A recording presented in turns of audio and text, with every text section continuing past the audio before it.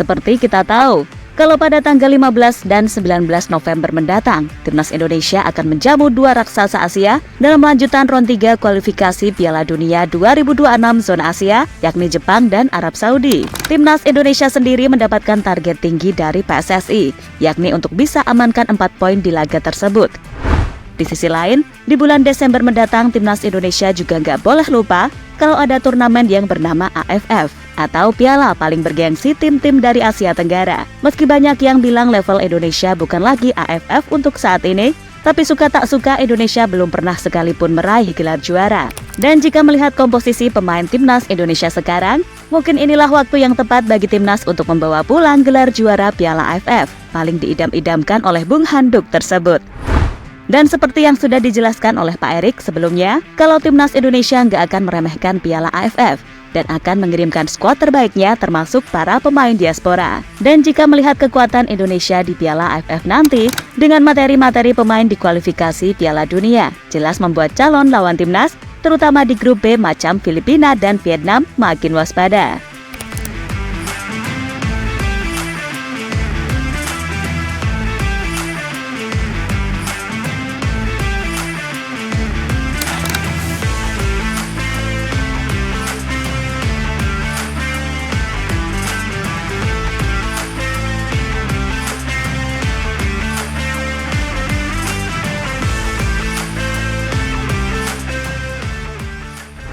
Tak terasa kalau kita sudah memasuki bulan November 2024, di mana artinya Timnas Indonesia sebentar lagi akan menghadapi dua laga yang cukup berat di Stadion Utama Gelora Bung Karno, Jakarta.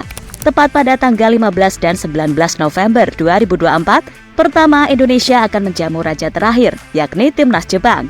Dan selanjutnya di stadion yang sama akan menjamu Timnas Arab Saudi.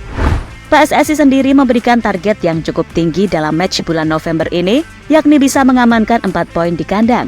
Dan untuk bisa mengamankan 4 poin, Indonesia harus bisa menahan imbang Jepang atau Arab Saudi, serta bisa menang atas salah satu tim di atas. Realistisnya sih bisa menahan imbang Jepang, lalu mentalitas timnas bakal terangkat. Dan di match selanjutnya bisa kalahkan Arab Saudi dengan skor berapapun, karena di match sebelumnya, Indonesia ini nggak kalah kok jika dibandingkan dengan pemain Arab Saudi. Bahkan jika lini depan timnas mumpuni, Indonesia bisa aja loh kalahkan Arab di leg pertama saat itu.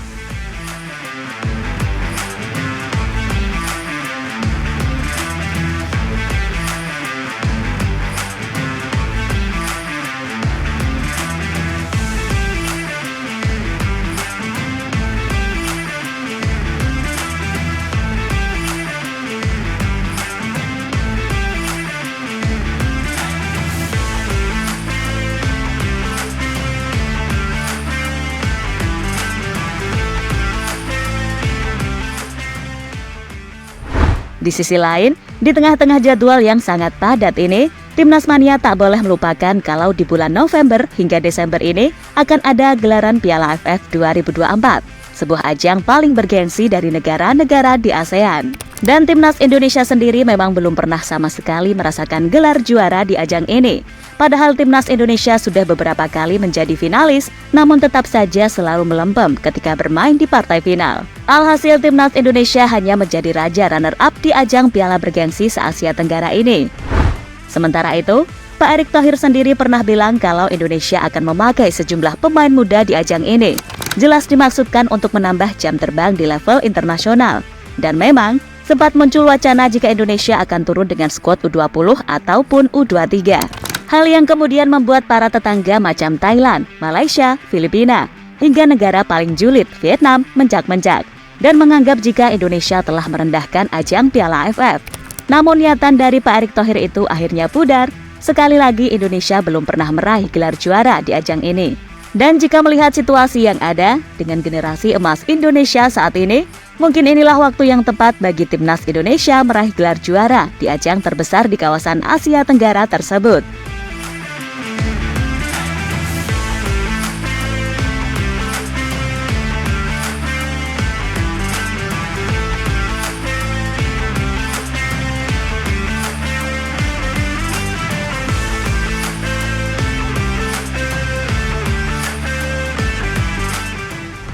Bakal pakai sejumlah pemain keturunan. Sementara itu bagi Pak Erik, meski Piala AFF tak lagi prioritas dan cuma dijadikan ajang uji coba bagi pemain muda serta pemain senior yang tak masuk skuad utama, PSSI ingin tim yang diturunkan tetap tampil maksimal dan tak memandang sebelah mata ajang tersebut. Tentu perhitungan tidak berarti kami melihat sebelah mata Piala AFF. Saya pastikan kita tetap serius, tidak menjadi prioritas bukan berarti kita tidak akan membuat tim yang terbaik untuk target-target tertentu. Tentu SEA Games menjadi prioritas, AFF menjadi sasaran antara, ucap Erick Thohir dikutip dari laman resmi PSSI. Ya, bagaimanapun, Pak Erik ingin para pemain yang dimainkan di AFF 2024 nanti bakal tampil habis-habisan di lapangan. Karena ya demi nama bangsa dan timnas Indonesia yang sudah mulai baik di mata Asia, terutama dengan capaian manis timnas senior maupun junior dalam beberapa tahun belakangan ini. Meski sekali lagi, ajang AFF bukan pertandingan resmi dari FIFA, namun PSSI akan mengupayakan cara kalau Coach Shin butuh pemain keturunan untuk menjalankan strateginya di Piala AFF nanti. Bahkan pemain-pemain seperti Marten Pas, Rafael Struijk, hingga Jordi Amat kemungkinan akan dipakai dalam ajang ini.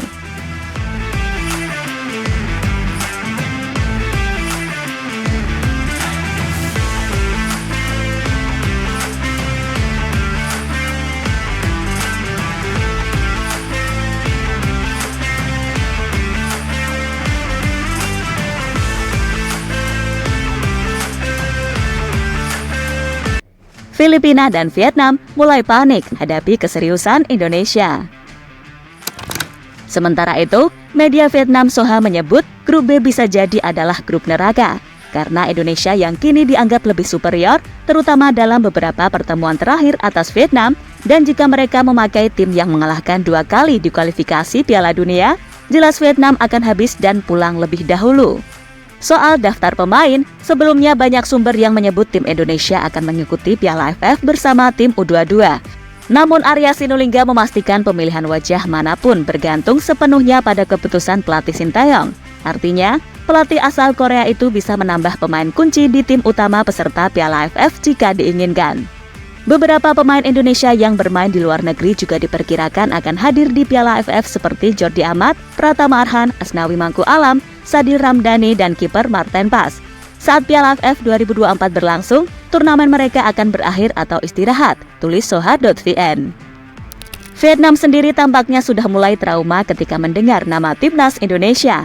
Pasalnya dalam beberapa tahun terakhir, mereka selalu menjadi korban keganasan timnas Indonesia baik senior maupun junior. Paling parah ya kemarin, saat timnya dibantai anak asuh Nova Arianto dengan skor telak 5-0. Sementara Filipina yang sebelumnya juga kena bantai dari Indonesia, kemungkinan pasrah diri aja jika Indonesia beneran pakai skuad di kualifikasi Piala Dunia 2026. Karena ya jika dibandingkan, kualitasnya sudah sangat jauh.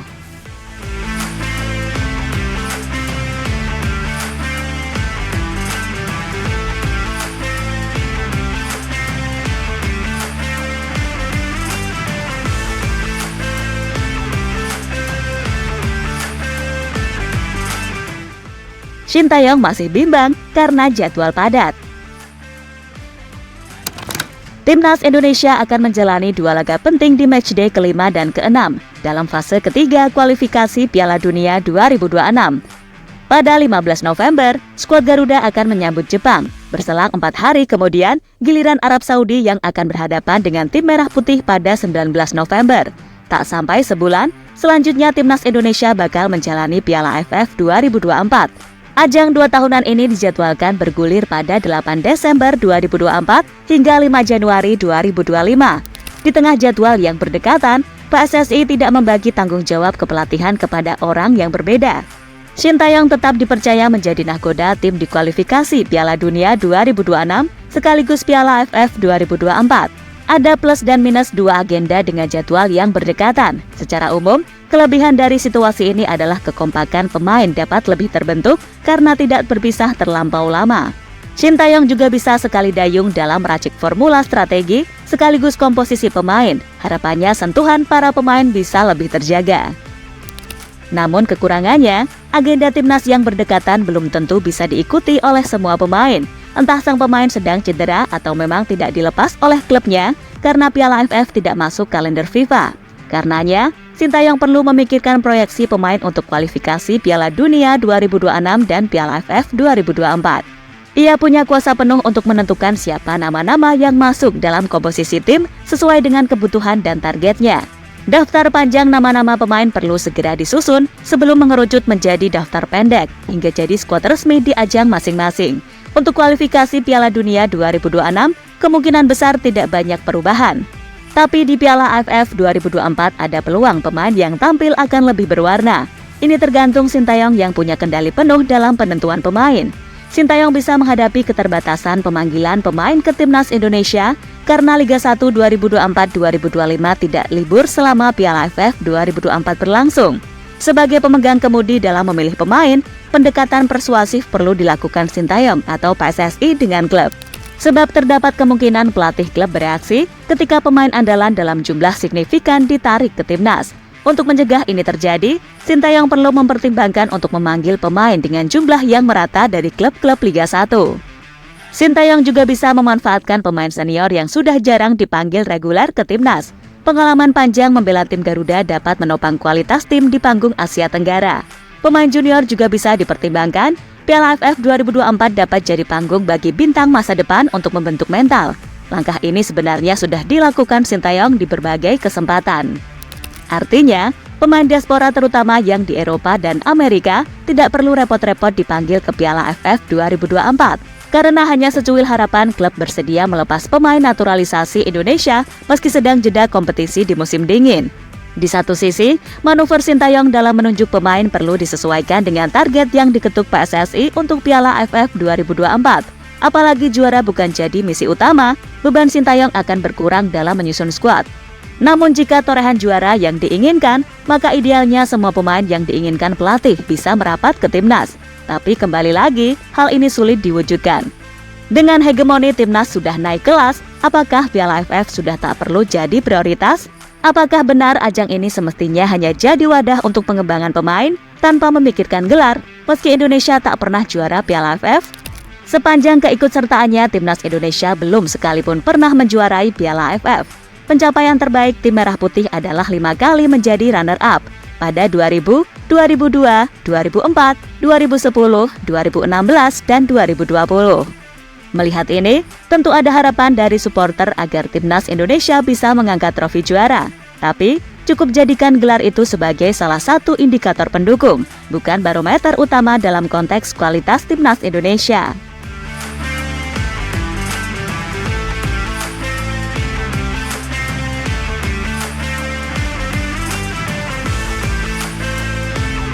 Dan jadi itulah alasan mengapa Indonesia bisa memenangkan Piala AFF tahun ini.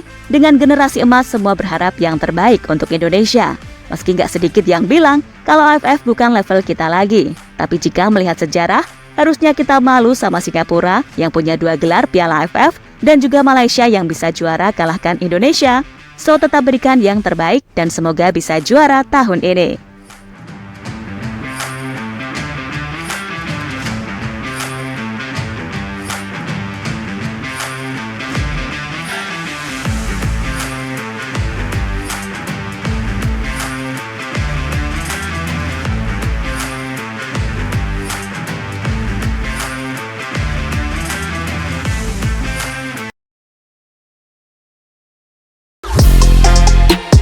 Halo, izin iklan sebentar ya guys. Jadikan ruangmu bernuansa Timnas. Temukan beragam poster dinding, sepak bola dan Timnas dengan desain menawan, kualitas premium dan harga yang tidak akan menguras kantong. Segera klik link Shopee di deskripsi video ini dan dukung Timnas dengan sepenuh hati. Mulai dari dinding rumahmu.